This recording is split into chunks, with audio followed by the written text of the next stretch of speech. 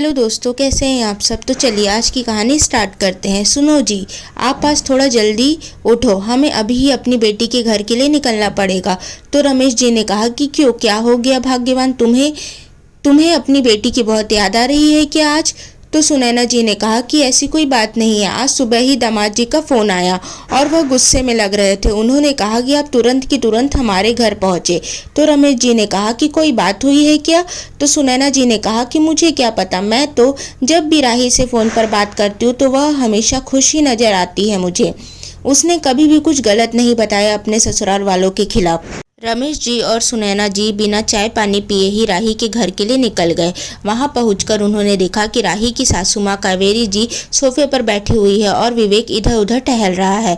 उन्होंने कावेरी जी की इजाज़त लेकर बैठना मुनासिब समझा। सुनैना जी और रमेश जी ने अपनी नज़र इधर उधर दौड़ाई क्योंकि उन्हें उनकी बेटी राही कहीं दिख नहीं रही थी।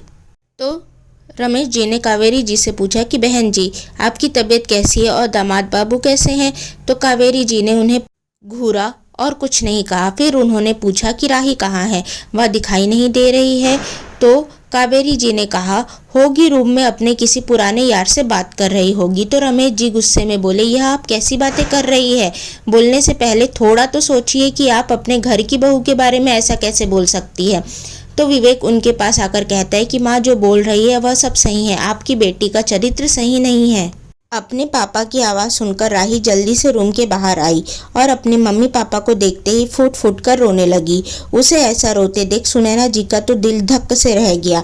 फिर उन्होंने राही से पूछा कि बेटा ऐसा क्या हो गया कि दामाद जी ने कॉल करके हमें तुरंत यहाँ बुलाया है। तो राही ने कहा कि माँ, आपने मेरी जिससे शादी कराई है वह एक साइको है। राही की बात सुनकर तो रमेश जी और सुनैना जी एकदम हक्के बक्के रह गए। वहीं विवेक गुस्से से राही पर चिल्लाने लगा। जैसे ही विवेक ने राही पर चिल्लाया तो रमेश जी तुरंत राही के बचाव में आ गए और उन्होंने कहा कि तुम ऐसे मेरे सामने मेरी बेटी को चिल्ला नहीं सकते हो। तो विवेक ने कहा कि अब यह आपकी बेटी बाद में मेरी पत्नी पहले है। तो रमेश जी ने कहा कि अभी यह सिर्फ मेरी बेटी है। फिर उन्होंने राही से पूछा कि बेटा बताओ क्या बात हुई है, तभी हम कुछ निर्णय पर पहुंच पाएंगे। तो राही ने बताया कि पापा जब से शादी हुई है, शादी के 3-4 दिन बाद से ही यह लोग मुझ पर नज़र बनाए रखे हैं। मुझे घर से बाहर निकलने की परमिशन नहीं है, मैं आप लोगों से बात नहीं कर सकती। जब भी आपका फ़ोन आता है तो यह लोग आसपास ही रहते हैं ताकि मैं कुछ बोल ना सकूं। इन लोगों ने मुझे मायके भी नहीं जाने दिया। तो सुनैना जी ने कहा कि बेटा तुमने तो कभी भी फ़ोन पर कुछ भी नहीं बताया। तो राही ने कहा कि कैसे बताती मम्मी, अगर मैं थोड़ा भी आपको बताने की कोशिश करती तो यह लोग सीधा मेरा फ़ोन पकड़ कर कॉल कट कर देते और मुझे बहुत मारते। और विवेक ने तो मेरा फ़ोन ही अपने पास रख लिया है ताकि मैं किसी से भी बात ना कर सकूं। आज सुबह भूल से विवेक ने मेरा फ़ोन बेड पर ही छोड़ दिया और वॉशरूम चले गए। मैंने तुरंत अपनी एक फ्रेंड को कॉल किया ताकि मैं उससे इस रिश्ते से बाहर निकलने का रास्ता पूछ सकूं और मैंने उससे जो जो मेरे साथ हो रहा है सब बता दिया और उसे यह भी कहा कि तुम घर जाकर मम्मी पापा को यह सब बता देना। जैसे ही विवेक वॉशरूम से बाहर आए तो उन्होंने मुझे फ़ोन पर बात करते हुए सुन लिया।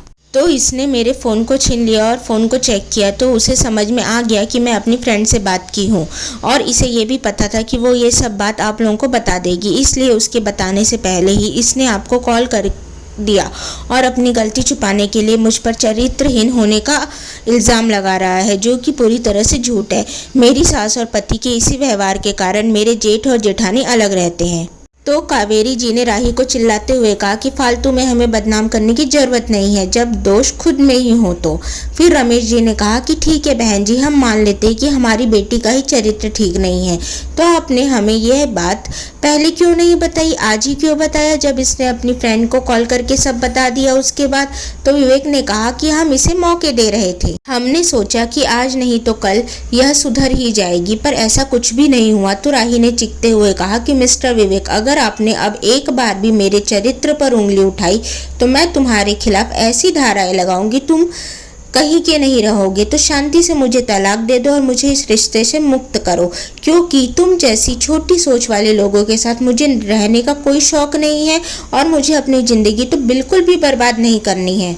तो कावेरी जी ने कहा कि ऐसे किसी भी बात पर तलाक थोड़ी ना लिया जाता है, हमारे घर में यह सब नहीं चलता।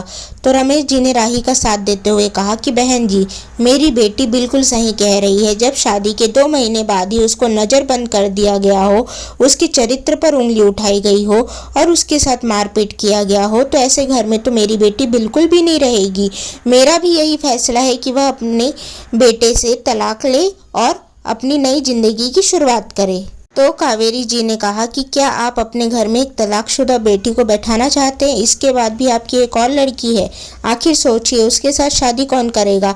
तो रमेश जी ने कहा कि मुझे यह पता चल गया है कि आप लोग कैसी सोच के इंसान हो और आप लोग सुधर सकते नहीं हो, और यह मेरी प्रॉब्लम है कि मेरी बेटी मेरे घर में रहे या कहीं और। इसकी टेंशन आप मत लीजिए, हमें जो करना होगा हम वह करेंगे। तो आप तलाक के पेपर्स पर साइन कर दीजिएगा और यह रिश्ता ख़त्म कर दीजिएगा। और रमेश जी राही का हाथ पकड़कर उसे ले जाते हैं। सो दोस्तों, आप कमेंट में बताइए कि राही और रमेश जी ने क्या सही किया? क्या कावेरी जी और विवेक को उसके किए की सज़ा मिलनी चाहिए? और आपको अगर यह स्टोरी पसंद आए तो प्लीज़ इस स्टोरी को लाइक करें, शेयर करें एंड चैनल को सब्सक्राइब करें। Thank you for watching. Thank you.